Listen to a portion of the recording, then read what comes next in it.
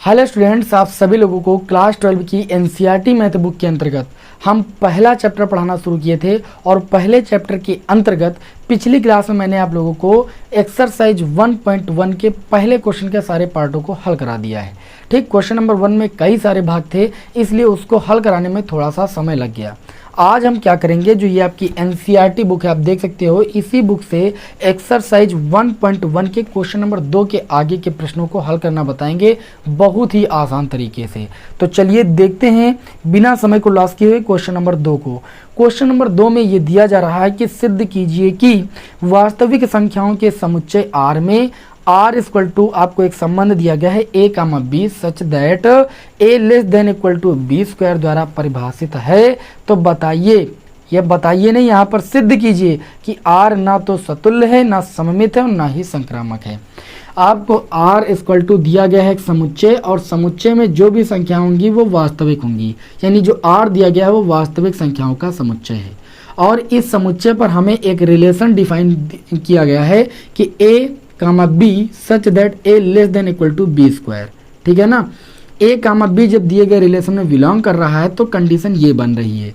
तो हमें ये बताना है कि जो रिलेशन दिया गया है ना तो ये सतुल्य है, ना ही सममित और ना ही संक्रामक है प्रत्येक वास्तविक संख्या के लिए। ठीक है ना, तो यहाँ पर सबसे पहले हम हेडिंग लगाएंगे स्वतुल्य संबंध के लिए। तो स्वतुल्य संबंध की परिभाषा आप सभी लोग जानते हो। स्वतुल्य संबंध की परिभाषा होती है कि कोई भी एलिमेंट जो है वह स्वयं से संबंधित हो। किससे संबंधित हो? स्वयं से। तो स्वतुल्य संबंध की परिभाषा में मैंने आपको बताया था कि कोई एलिमेंट जो स्वयं से संबंधित होता है और दिए गए रिलेशन में बिलोंग करता है, फॉर ऑल जो आपका एलिमेंट होता है वो किस में बिलोंग करे भाई? समुच्चय में। तो यहाँ समुच्चय आपका R दिया गया है। R क्या है? वास्तविक संख्याओं का समुच्चय, यानी जो A का मान होगा वो एक वास्तविक संख्या होगी। तो अगर प्रत्येक अवयव स्वयं से संबंधित होता है तो वह आपका जो संबंध होता है वह स्वतुल्य संबंध कहलाता है। तो स्वतुल्य संबंध के लिए जो आपकी परिभाषा है उसको सबसे पहले माना करके लिखिए आप। माना कि जो A, A है, जहाँ A जो अवयव है वो इस वास्तविक संख्याओं के समुच्चय से। माना कि A, A बिलोंग करता है दिए गए रिलेशन में। फॉर ऑल जो A अवयव है वो कहाँ से आ रहा है? वास्तविक संख्याओं के समुच्चय से। तो जो आपकी स्वतुल्य संबंध की परिभाषा थी उसी को मैंने माना करके लिख दिया है। अब आप क्वेश्चन को देखिए, यहाँ पर आपको संबंध में ये दिया गया है कि जब A, B बिलोंग करता है आपका दिए गए रिलेशन में तो कंडीशन आती है A less than equal to B square. तो मैंने यहाँ पर मान के चला है कि A, A बिलोंग कर रहा है दिए गए रिलेशन में, क्योंकि यही स्वतुल्य संबंध की परिभाषा होती है। तो कंडीशन आपकी यहाँ पर एक न्यू कंडीशन क्रिएट होगी। कौन सी? देखिए, यहाँ पर केवल B के स्थान पर यहाँ पर A है बस। तो जब A, B था तो A less than equal to B square था। अब A, A अगर दिए गए रिलेशन में बिलोंग करेगा तो कंडीशन बन जाएगी A less than equal to A square. अब जो A है ये आपकी क्या है? एक वास्तविक संख्या है। आप यहाँ पर A का मान कोई भी वास्तविक संख्या रख के देखो, क्या ये जो स्थिति आपको प्राप्त हुई है वो सत्य है? A बराबर, अगर हम यहाँ पर मान लें A बराबर 1/2, 1/2 एक आपकी वास्तविक संख्या है। 1/2 जब इस हम समीकरण में मान रखेंगे तो ये 1/2 लेस देन इक्वल टू 1/2 का स्क्वायर मिलेगा। 1/2 लेस देन इक्वल टू 1/2 का स्क्वायर कितना आएगा? 1/4। अब आप ही बताओ, 1/4 की तरफ मुंह खुला है, क्या 1/4 1/2 से बड़ा है? नहीं, 1/2 बड़ा होता है 1/4 से। मतलब ये कंडीशन क्या है? असत्य है, यानी सत्य नहीं है। तो आप यहाँ पर लिखोगे कि जो कि सत्य नहीं है, जो कि सत्य नहीं है। आप ऐसे लिख सकते हो जो कि सत्य नहीं है, या आप ऐसे लिख सकते हो कि A, A बिलोंग नहीं करता है दिए गए रिलेशन में, इसलिए जो यहाँ पर संबंध R है वो आपका स्वतुल्य नहीं है। देखिए, इतनी लैंग्वेज आपको लिखनी है। कोई भी आप 1-2 लाइन उल्टा सीधा लिख करके आंसर मत लिखिएगा। यहाँ पर बात को अच्छे तरीके से हम एक्सप्लेन कर रहे हैं और ऐसे ही लैंग्वेज आपको लिखना पड़ेगा, तभी आपको नंबर मिलेंगे। फिर आपको अगली चीज़ दिखानी थी कि ये संबंध आपका सममित भी नहीं है। अब ये सममित कैसे नहीं है? सममित संबंध के लिए हम अगली हेडिंग डालेंगे, सममित संबंध के लिए। जब 1-2 क्वेश्चन आप समझोगे तो अभी सब जान जाओगे, लैंग्वेज लिखना जान जाओगे। तो सममित संबंध के लिए, सममित संबंध की परिभाषा में आपने ये पढ़ा था कि अगर A, B बिलोंग करता है दिए गए रिलेशन में तो B, A भी बिलोंग करना चाहिए दिए गए रिलेशन में। यही तो पढ़ा था आप लोगों ने। तो यहाँ पर आप ये मान के चलोगे कि माना कि ए कामा बी बिलोंग कर रहा है दिए गए रिलेशन में। तो जब ए कामा बी बिलोंग कर रहा है दिए गए रिलेशन में तो कंडीशन आपको मिली है यहाँ पर कि a less than equal to b square. तो इस कंडीशन के अकॉर्डिंग ए एक आपकी भी वास्तविक संख्या, बी भी आपकी एक वास्तविक संख्या है। तो ऐसी दो संख्याएं वास्तविक मानोगे जो कि इस कंडीशन को सैटिस्फाइड करें। आपको ऐसी दो संख्याएं माननी पड़ेंगी। तो a बराबर आप कुछ भी मान सकते हो, b बराबर भी आप कुछ भी मान सकते हो। तो यहाँ पर a बराबर जैसे मैं मान लेता हूँ a बराबर 1/2 मैंने पहले से ही माना, यहाँ पर आप देख सकते हो। अब b बराबर यहाँ पर हम कितना मान ले भाई, 1 मान ले, ठीक, क्योंकि 1/2 भी आपकी वास्तविक संख्या और b बराबर भी एक वास्तविक संख्या है। इस कंडीशन में रखेंगे तो देखिए ये आपका आएगा 1/2 less than equal to b के स्थान पर 1 रखेंगे तो ये 1 का square, 1/2 less than equal to 1 का स्क्वायर 1/2 से 1 बड़ा होता है। ये कंडीशन आपकी सत्य है, हुई सत्य कि नहीं सत्य हुई, ठीक है। आप क्या लिखेंगे, तथा मैं ये भी मान के चलता हूं कि b कामा a जो है वो बिलोंग करता है दिए गए रिलेशन में। तो जब a कामा b बिलोंग कर रहा था दिए गए रिलेशन में तो कंडीशन आपकी ये क्रिएट हुई। मैं अगर ये मान के चलता हूं कि b कामा a बिलोंग कर रहा है दिए गए रिलेशन में तो कंडीशन आपकी क्रिएट होगी भाई b less than equal to a square. देखिए पहले a था तो यहाँ पर a less than equal to b square था, अब पहले आपका पड़ गया b तो b less than equal to a square हो गया। तो यहाँ पर आपको एक नई कंडीशन मिली, ठीक है, एक नई स्थिति प्राप्त हुई। अब आपको ये चेक करना है कि प्रत्येक वास्तविक संख्या के लिए कि यह कंडीशन आपकी सत्य है। यहाँ पर b और a क्या है, आपका एक वास्तविक संख्या है, b और a क्या है, एक वास्तविक संख्या है। तो हमने b बराबर 1 मानना है और a बराबर 1/2 माना, तो ये सत्य है। तो इसी के लिए अब इसको उल्टा करेंगे, b कामा 1 भी क्या सत्य होगा, इसी के लिए सत्य होगा तो सम्मित होगा, सत्य नहीं होगा तो सम्मित नहीं होगा। तो चलिए इस कंडीशन में रख के देखते हैं। b का मान 1 रखोगे आप, देखिए 1 रख दिया, फिर लेस देन इक्वल 2 लगा देंगे। a के स्थान पर कितना, 1/2, 1/2 का स्क्वायर करेंगे तो 1 लेस देन इक्वल टू 1/2 का स्क्वायर 1/4। क्या बताइए 1 से 1/4 जो है बड़ा होता है? जी नहीं होता है, 1 से बड़ा 1/4 नहीं होता है। ये कंडीशन असत्य है। तो यहाँ पर आप नॉट इक्वल टू का चिन्ह लगा सकते हो, b less than equal to फिर नॉट का चिन्ह लगा के a स्क्वायर आप लिख सकते हो। या ऐसे आप इसको अगर नहीं लिखना चाहते हो लेस देन इक्वल टू तो आप लिख दोगे जो कि सत्य नहीं है। क्या लिखोगे, जो कि सत्य नहीं है। क्या है भाई, जो कि सत्य नहीं है प्रत्येक वास्तविक संख्या के लिए। अर्थात आप कुछ ऐसे इसको व्यक्त कर सकते हो कि b कामा a, ठीक, इसको आप कर देते हैं, b कामा a बिलोंग नहीं करता है दिए गए रिलेशन में, ठीक है। जब b कामा a दिए गए रिलेशन में नहीं बिलोंग करता है तो यहाँ पर r क्या होगा भाई, सममित संबंध नहीं है। समझ गए कि ये कैसे सममित संबंध नहीं है। अब चलिए आगे बढ़ते हैं और आप लोगों को हम बताते हैं कि यह संबंध आपका संक्रामक है या नहीं। पहले सवाल को पढ़ने में थोड़ा सा वक्त लगेगा लेकिन उसके बाद अभी आपको सब समझ में आना है। तो अगली हेडिंग डालेंगे संक्रामक संबंध के लिए। तो संक्रामक संबंध के लिए आपको लैंग्वेज कैसे लिखनी है, ध्यान दीजिए। संक्रामक संबंध की परिभाषा में मैंने आपको यह बताया था कि अगर a कामा b बिलोंग करता है दिए गए रिलेशन में और b कामा c बिलोंग करता है दिए गए रिलेशन में तो a कामा c भी बिलोंग करना चाहिए दिए गए रिलेशन में। For all a comma b comma c समुच्चय से लिए गए हों, ठीक है। तो यहाँ पर समुच्चय वास्तविक संख्या है। तो सबसे पहले जो है आपका उसको मान के चलना पड़ेगा कि माना a कामा b बिलोंग करता है दिए गए रिलेशन में। तो जब a कामा b बिलोंग करता है दिए गए रिलेशन में तो कंडीशन आपकी क्रिएट हुई है यहाँ पर a less than equal to b square.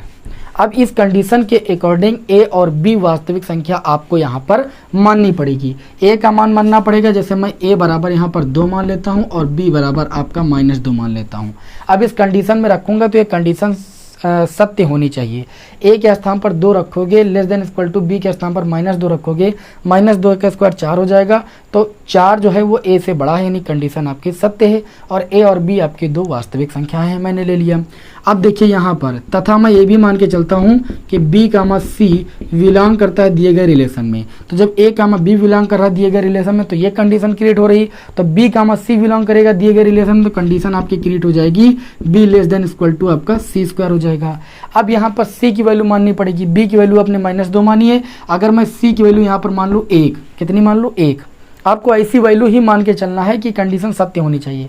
अब b का मान देखिए -2 है तो जैसे b के स्थान पर -2 लिखेंगे फिर less than equal to c के स्थान पर 1 लिखेंगे तो 1, ये -2 लेस देन इक्वल टू 1 का स्क्वायर 1 आएगा। -2 से 1 बड़ा होता है, ये कंडीशन सत्य है। तो आपको संक्रामक संबंध में यही बताया गया कि यदि A, B बिलोंग कर रहा है दिए गए रिलेशन में और B, C बिलोंग कर रहा है दिए गए रिलेशन में, तो क्या ये कंडीशन आपको मिलेगी कि A, C, B बिलोंग कर रहा है दिए गए रिलेशन में? यदि ये मिलती है तो ये संक्रामक संबंध होगा, और नहीं मिलती है तो ये संक्रामक संबंध नहीं होगा। तो इसको मानेंगे समीकरण 1 और इसको मानेंगे समीकरण 2। तो यहाँ पर लिखेंगे समीकरण 1 व 2 से, समीकरण 1 व 2 से क्या हमें ये चीज मिलेगी, A< C²। अगर ये कंडीशन हमको मिल गई यानी सत्य प्रतीत हो गई, तो मतलब कि A, C भी बिलोंग करेगा दिए गए रिलेशन में। तो चलिए देखते हैं। A का मान रखेंगे तो A का मान हो जाएगा 2 मैंने माना है, <= लगा देंगे। C का मान मैंने 1 माना है, 1 का स्क्वायर करेंगे। क्या 2 <= 1 ये कंडीशन सत्य है? क्या 2 का मान जो है वो 1 से कम होता है? जी बिल्कुल नहीं होता। मैंने A, B, C का मान माना है, A, B जो माना है वो इस कंडीशन को सेटिस्फाइड कर रहा है, आप देख सकते हो।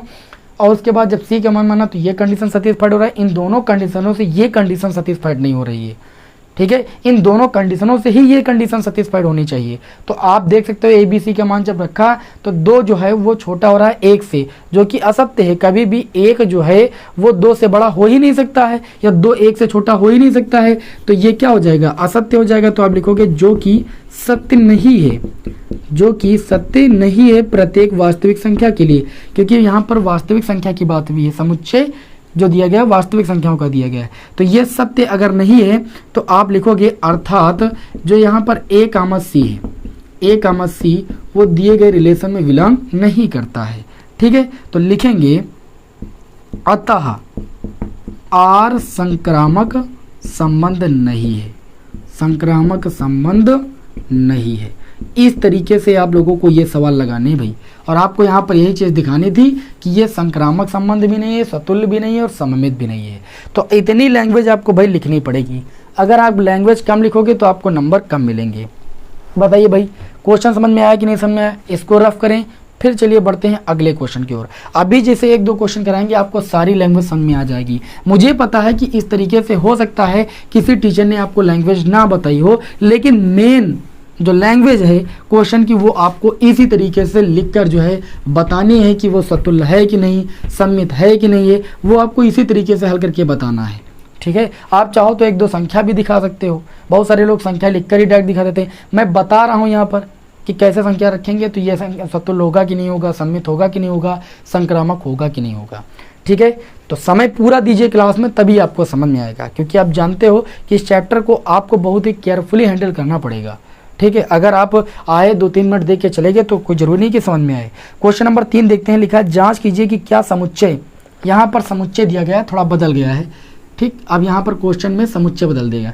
इस समुच्चय को नाम दे देते हैं हम A, और इस समुच्चय में देखिए कौन कौन सी संख्याएं हैं। समुच्चय में संख्याएं हैं 1, 2, 3, 4, ठीक है, 5 और 6, 6 तक की संख्याएं हैं।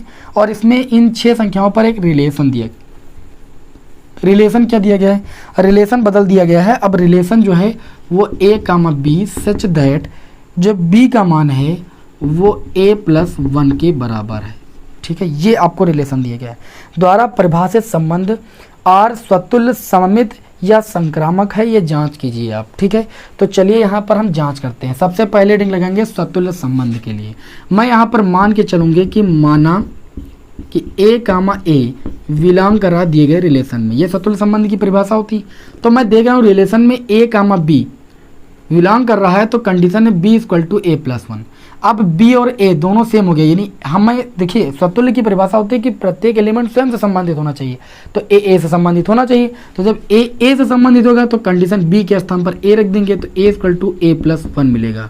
अब जो ये आपको न्यू कंडीशन क्रिएट हुई है, आपको ये चीज देखना है कि इस समुच्चय का क्या कोई एलिमेंट इस मतलब जो है यहाँ पर जो प्रत्येक एलिमेंट है क्या वो इस कंडीशन को सेटिस्फाइड कर रहा है, संतुष्ट कर रहा है। देखिए A का मान आप इस समुच्चय से लीजिए। अगर A का मान आप 1 लेते हो, यदि जैसे मान लीजिए A का मान 1 लेते हो, तो इस कंडीशन में जब रखोगे तो 1 = 1+1 होगा, यानी 1 = 2। क्या 1 कभी 2 के बराबर होगा? आप ही बताइए, 1 कभी 2 के बराबर होगा? या कोई संख्या जो है वो अपने से अगर 1 अधिक जोड़ करके लाई जाती है तो वो क्या बराबर होगी? कभी नहीं बराबर होगी।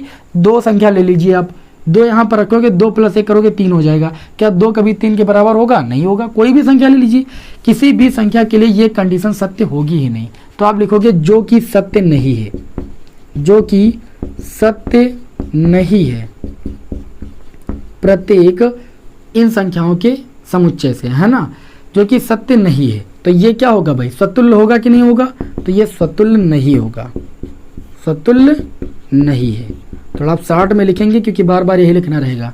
फिर अगली हेडिंग क्या लगाएंगे? सममित के लिए, सममित संबंध के लिए क्या पहले मानोगे? आप मानोगे कि a, b बिलोंग कर रहा है दिए गए रिलेशन में।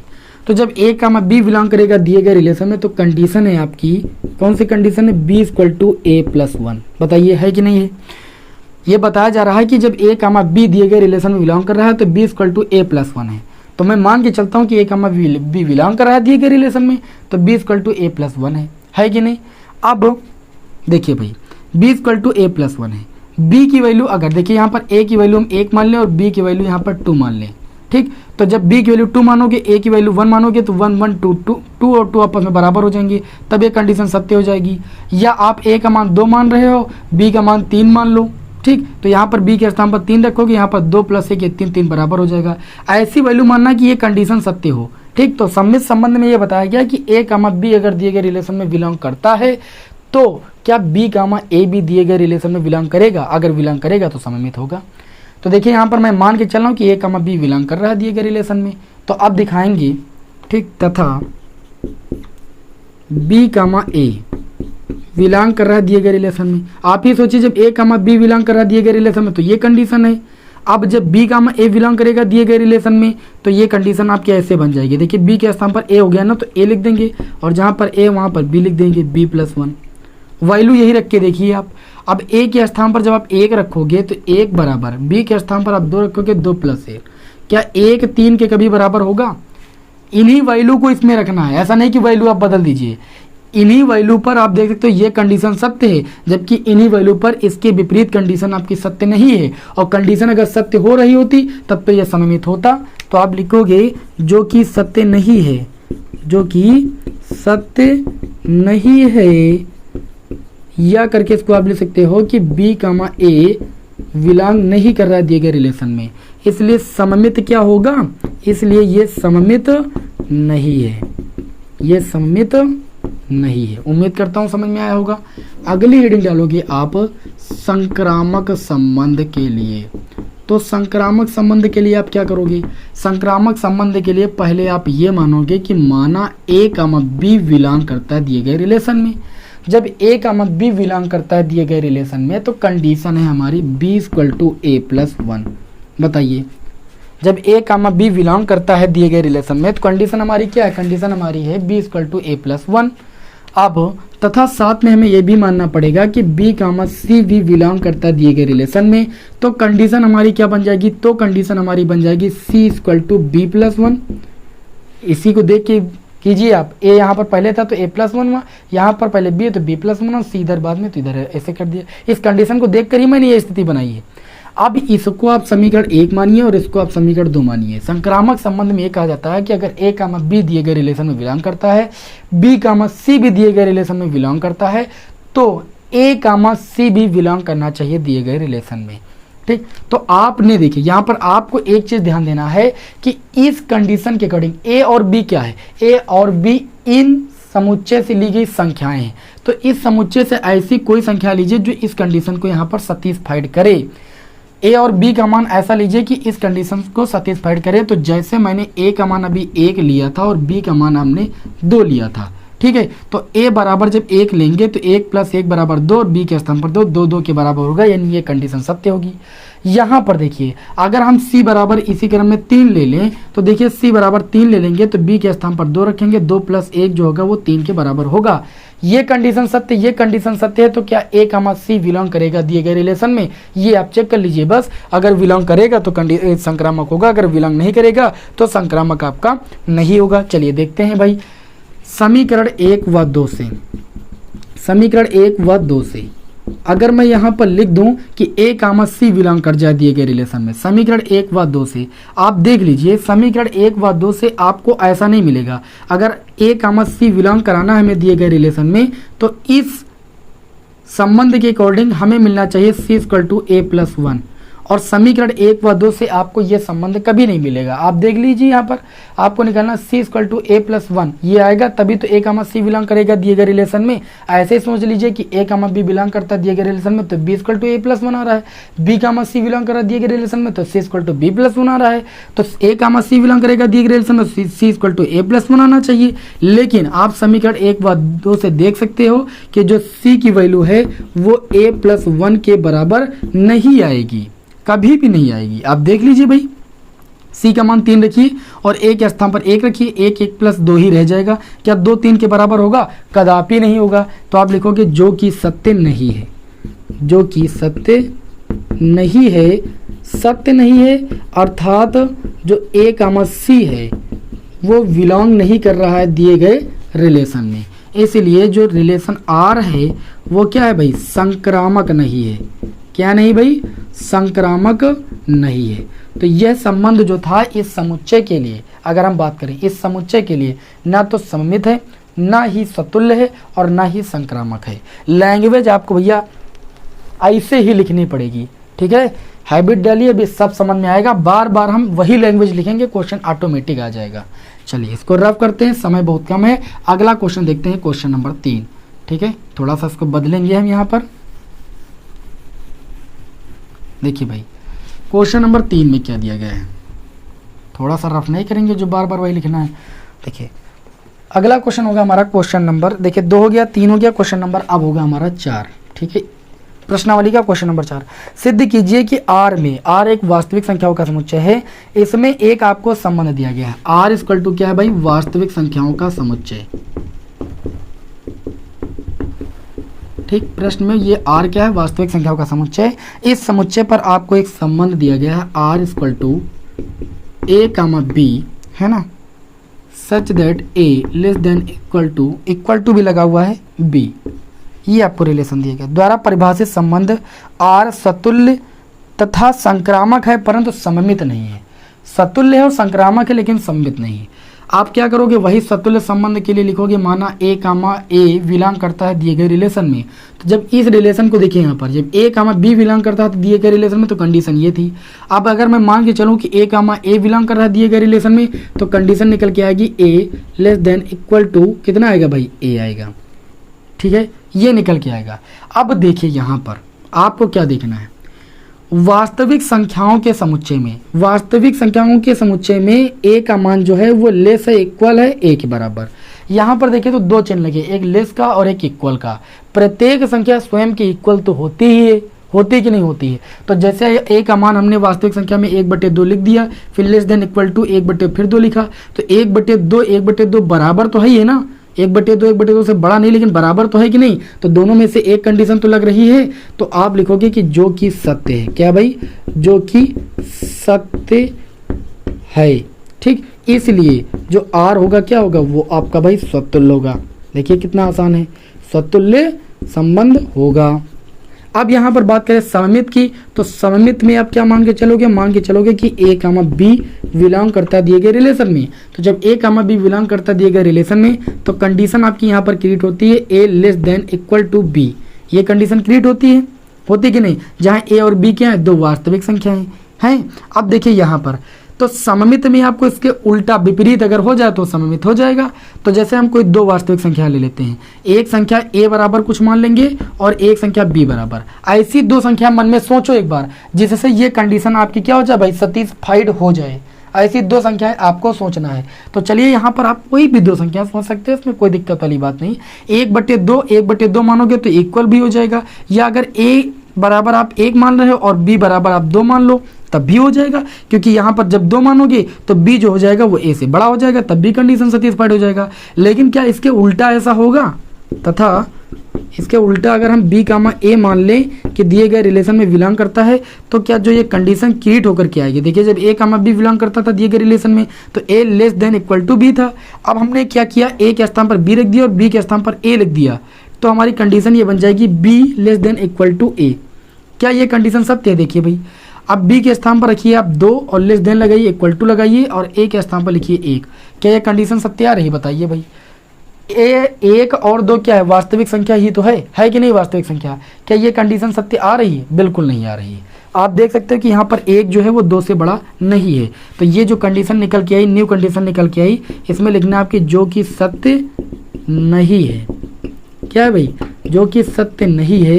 अर्थात मेरे कहने का मतलब ये है कि इस वैल्यू पर a कामा b तो बिलोंग कर रहा है दिए गए रिलेशन में, लेकिन इसी वैल्यू पर b कामा a, जो b कामा a है वो नहीं बिलोंग कर रहा है दिए गए रिलेशन में। इसलिए जो r है वो क्या है भाई? सममित नहीं होगा, यहाँ पर सममित नहीं है। और आपको यही सिद्ध करना था कि ये सममित नहीं है, सतुल्य संक्रामक है। संक्रामक में आप मान के चलोगे कि a कामा b बिलोंग कर रहा है दिए गए रिलेशन में, तो a कामा b बिलोंग कर रहा है दिए गए रिलेशन में, तो कंडीशन आपकी यहाँ पर बनी हुई है कि a less than equal to b है। ठीक है ना? अब यहाँ पर a और b का मान आपको वास्तविक संख्या से वो संख्या माननी जिससे कंडीशन सत्य हो, ऐसे ही मान के आपको चलना है। तो जैसे मैं a का मान मान लूँ यहाँ पर 1 और b का मान मान लूँ यहाँ पर 2, तब भी ये कंडीशन सेटिस्फाइड हो जाएगी। देखिए a के स्थान पर 1 रखोगे, b के स्थान पर 2 रखोगे, तो 2 तो भाई 1 से बड़ा ही है, कंडीशन सत्य हो रही है। तो थोड़ा मान के इसलिए बता रहा हूँ जिससे आपको लैंग्वेज समझ में आए।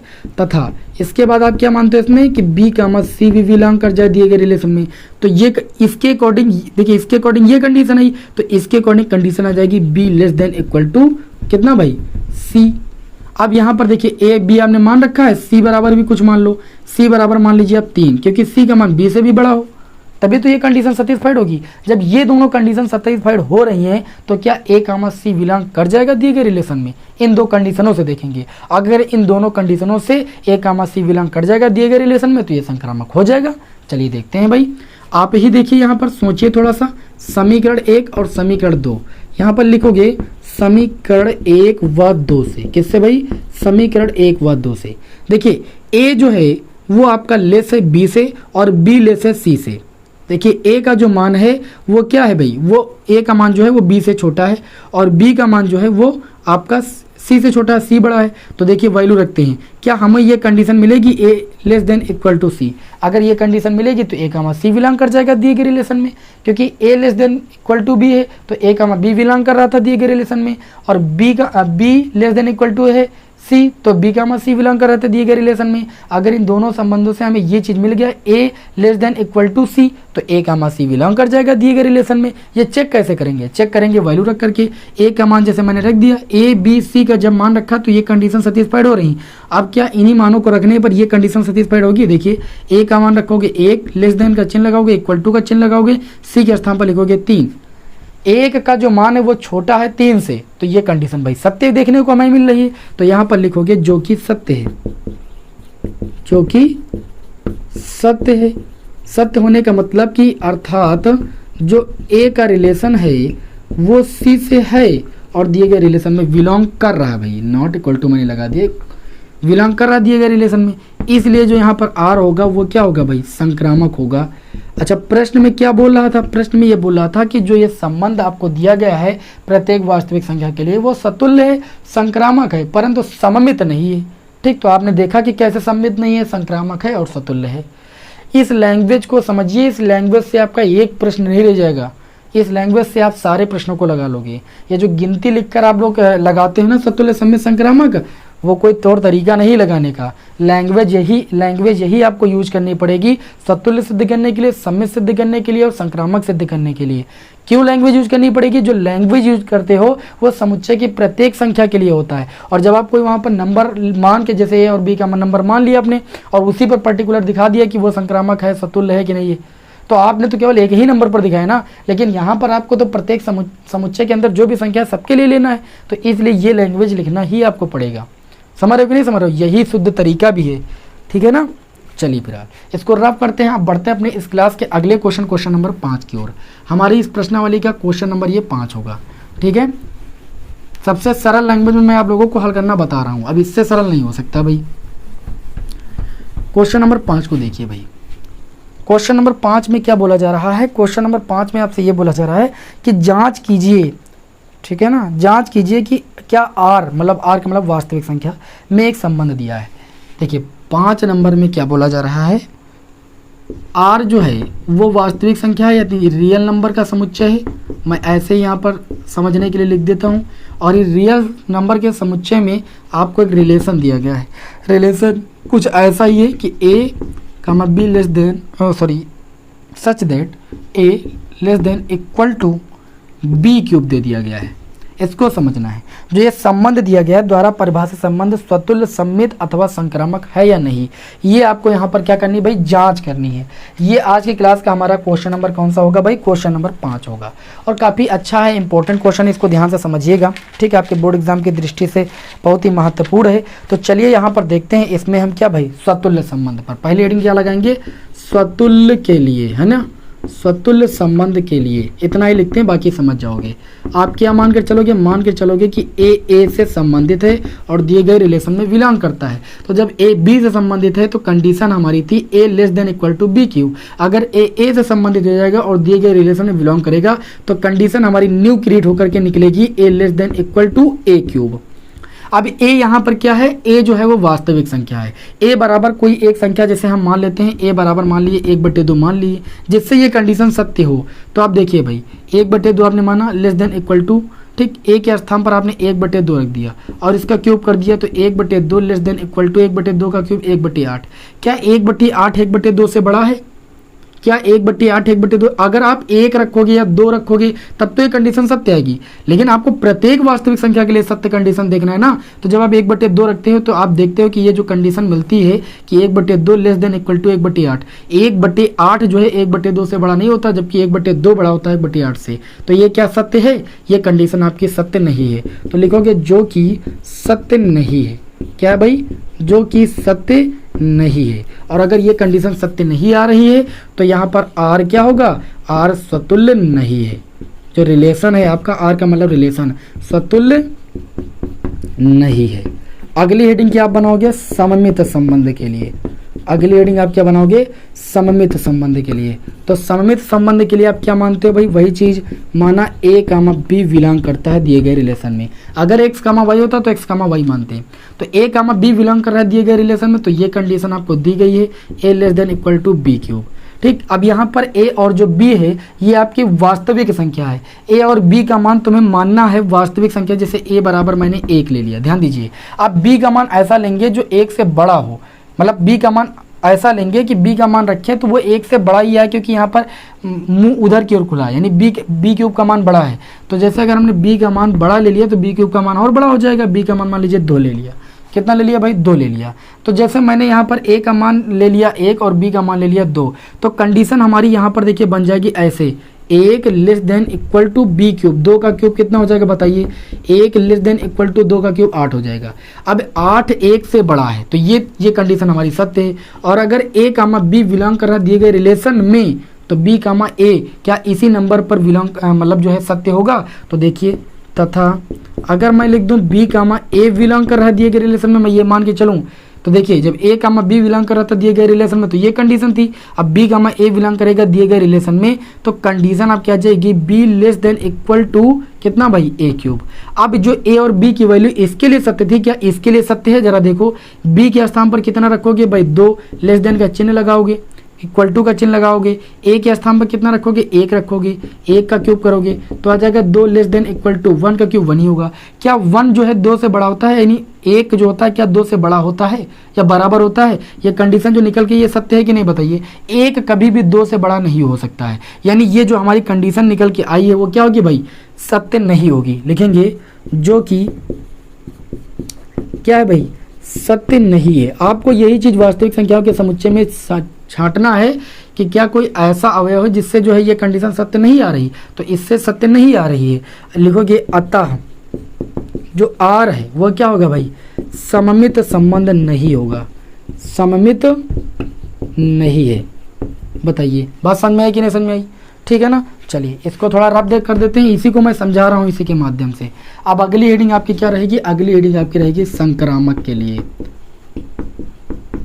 तो कुछ भी नया नहीं करना है इसमें। आपको क्या मानना है, इसमें मानना है कि माना ए कामा बी बिलोंग करता दिए गए रिलेशन में।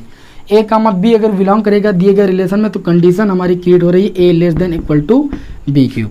तथा अगर मैं मान लूँ कि बी कामा सी भी बिलोंग कर रहा है दिए गए रिलेशन में तो इस कंडीशन के अकॉर्डिंग कंडीशन हमारी बन जाएगी B less than equal to C cube. बिल्कुल इसी कंडीशन को देखते हुए ऐसे चलेंगे। अब क्या इस समीकरण से इस समीकरण समीकरण 1 व समीकरण 2 से ए और बी का ऐसा मान मानिए जिससे ये कंडीशन ये समीकरण आपके संतुष्ट हो। ए का मान मानिए और बी का मान मानिए, ऐसा मान मानिए जिससे ये समीकरण संतुष्ट हो। तो ए का मान यहाँ पर जैसे मैं मान लूँ, देखिए ए का मान जैसे मैं मान लूँ 3 और बी का मैं मान लेता हूँ 3/2। आप कोई भी वैल्यू मानिए, ठीक है, कंडीशन सेटिस्फाइड होनी चाहिए बस, ठीक है ना। प्रत्येक संख्या के लिए तो सेटिस्फाइड होगी, क्यूब का मान वैसे भी बड़ा हो जाएगा, लेकिन कोई ऐसी वास्तविक संख्या छांटिए जिससे जो है ये असत्य क्या हो सकता है। देखिए मैंने ए बराबर 3 माना, बी बराबर 3/2, 3/2 का मतलब 1.5। तो आप जब इस समीकरण में रखोगे तो ये 3 लेस देन और यहाँ पर 3/2 का आप क्यूब करोगे, क्या करोगे क्यूब। तो 3 लेस देन और 3 का क्यूब होता है आपका कितना, 3 त्रिक 9 त्रिक 27 और बटे में 2 का क्यूब कितना होता है 8, 8 त्रिक 24, ये 3 दशमलव कुछ आएगा। तो ये 3 से ज़्यादा हुआ कि नहीं हुआ बताइए, ये 3 था, ये 3 दशमलव कुछ आएगा। देखिए 8 त्रिक 24 3 बचा, उसके बाद 8 त्रिक 24 3.33 करके कुछ आएगा। तो ये 3.3 जो होगा वो 3 से बड़ा होगा कि नहीं होगा। तो ए बराबर 3 बी बराबर 3/2 रखा, तो ये कंडीशन क्या हो रही है भाई, सत्य हो रही। अब यहाँ पर देखिए आपको बी का मान तो पता है 3/2, अब सी का मान ऐसा मानिए जिससे ये कंडीशन सेटिस्फाइड हो जाए। तो सी का मान जैसे मैं और कुछ बटे में ले लेता हूँ, सी बराबर जैसे मान लीजिए हम 6/5 ले लेते हैं, ठीक है। यहाँ पर रख के देखेंगे सी का मान कोई एक ऐसे संख्या ले लोगे 4 5 तो वो ऐसे भी बड़ी हो जाएगी। कुछ ऐसा मानिए जिससे ये क्या संक्रामक नहीं हो सकता है, देखते हैं। सी बराबर देखिए 6/5 मानेंगे तो बी के स्थान पर 3/2 हो गया, ठीक। फिर लेस देन का चिन्ह लगाएंगे, इस कंडीशन को देखेंगे, सी के स्थान पर लिखेंगे 6/5 का क्यूब। तो देखेंगे 3/2 लेस देन इक्वल टू 6 का क्यूब कितना आएगा बताइए भाई, 216 आएगा और 5 का क्यूब 125 आएगा। 216/125 का मान कितना आएगा आप बताइए, ये कुछ आएगा 1.7 करके आएगा, निकाल के देख लीजिए। और 3/2 का मतलब 1.5, तो 1.5 से 1.7 बड़ा हुआ कि नहीं हुआ, बड़ा हुआ। इसका मतलब जब बी का मान हम कितना रखेंगे 3/2 और सी का मान 6/5 रखेंगे तो ये कंडीशन आपकी सत्य होगी। अब देखेंगे क्या इन दोनों समीकरणों से ये कंडीशन सेटिस्फाइड हो जाएगी कि a less than equal to C cube हो जाए, तभी तो ए का सी बिलोंग करेगा दिए गए रिलेशन में। तो यहाँ पर लिखेंगे समीकरण 1 व 2 से क्या ऐसी कंडीशन मिलेगी a less than equal to C cube, बताइए। इसमें रखिए वैल्यू, ए की वैल्यू आप रखोगे 3 लेस देन का चिन्ह लगाओगे, इक्वल टू का चिन्ह लगाओगे, सी क्यूब ये आप लिखोगे 6/5 का क्यूब, ठीक। अभी मैंने 6/5 का क्यूब किया था तो 216/125 आया था, जिसका मान मैंने लिखा था कितना भाई 1.7, ठीक। तो आप बताइए क्या 3 जो है वो 1.7 से छोटी वैल्यू है।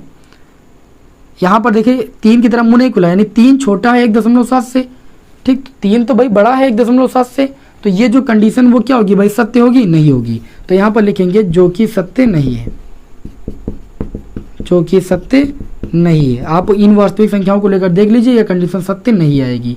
और जब ये कंडीशन सत्य नहीं होगी अर्थात हम ये कह सकते हैं कि जो ए कामा सी होगा वो बिलोंग नहीं करेगा दिए गए रिलेशन में। और जब बिलोंग नहीं करेगा तो ये जो आर होगा यानी संबंध होगा ये संक्रामक नहीं होगा, संक्रामक नहीं है। ये very very most important question है आपका, क्वेश्चन नंबर 5, जो आपको कंफ्यूज करेगा, ठीक है ना। तो ये संबंध संक्रामक भी नहीं, सतुल्य भी नहीं और सममित भी नहीं है। कैसे नहीं मैंने आपको दिखा दिया, थोड़ा सा रिवीजन करना पड़ेगा, बस ये क्वेश्चन आपको आ जाएंगे। चलिए भाई स्क्रीनशॉट ले लिए होंगे। अब हम बढ़ेंगे अपनी इस प्रश्नावली के क्वेश्चन नंबर, ये देखिए 5 था इस प्रश्नावली का, अब हम बढ़ेंगे क्वेश्चन नंबर 6 की ओर, है ना। Question number 6 very very most important question और बहुत ही आसान है, चलिए उसको देखते हैं। क्वेश्चन नंबर 6 में आपको क्या समुच्चय दिया गया है और उस समुच्चय पर कौन सा संबंध परिभाषित है। देखिए भाई क्वेश्चन नंबर 6 में दिया गया है, सिद्ध कीजिए कि समुच्चय 1, 2, 3। तो मान लेते हैं कि समुच्चय ए बराबर आपको दिया गया 1, 2, 3। ये 3 एलिमेंट पर ही आपको एक रिलेशन डिफाइन है। रिलेशन क्या डिफाइन है, रिलेशन ये आपको डिफाइन है, यहाँ पर साफ साफ देखिए रोस्टर फॉर्म में लिखा है, वेरी सिंपल, तब तो बहुत आसान हो गया। और ये आपका हो गया 2, 1, ठीक। द्वारा प्रदत्त संबंध आर सममित है परंतु ना तो सतुल्य और ना ही संक्रामक है। आपको ये सिद्ध करना है कि ये सममित तो है परंतु सतुल्य नहीं है और ना ही संक्रामक है। तो आप यहाँ पर सतुल्य डालोगे। अब इसको सिद्ध करो कि ये सतुल्य नहीं है, तो आप यहाँ पर लिखोगे कि देखिए इस समुच्चय में एलिमेंट 1 2 3, तो जब समुच्चय के अंदर जो एलिमेंट होते हैं प्रत्येक एलिमेंट स्वयं से संबंधित होता है तब वो सतुल्य होता है। मैं रिलेशन में देख रहा हूँ कि ना हमें 1 1 से संबंधित दिख रहा है, नहीं दिख रहा है, ना हमें जो दूसरा एलिमेंट है 2 2 से संबंधित भी इस समुच्चय में नहीं दिख रहा है, तथा यहाँ पर जो तीसरा अवयव इस समुच्चय में है 3 3 से भी संबंधित हमको इस समुच्चय में नहीं दिख रहा है। आप देख सकते हो इस रिलेशन में नहीं दिख रहा है, इसलिए जो R है वो क्या होगा भाई, सतुल्य नहीं होगा, क्योंकि कोई एलिमेंट स्वयं से संबंधित है ही नहीं, तो ये सतुल्य तो कदापि नहीं होगा। होगा क्या, बिल्कुल नहीं होगा।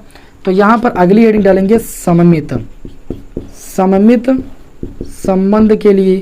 तो सममित संबंध के लिए क्या करेंगे, यहाँ पर सममित संबंध के लिए हम देख रहे हैं कि 1 2 तो दिए गए रिलेशन में यहाँ पर मिल रहा है हमें, तो क्या हमें 2 1 भी मिल रहा है, तब 2 1 भी हमको इस दिए गए रिलेशन में मिल रहा है।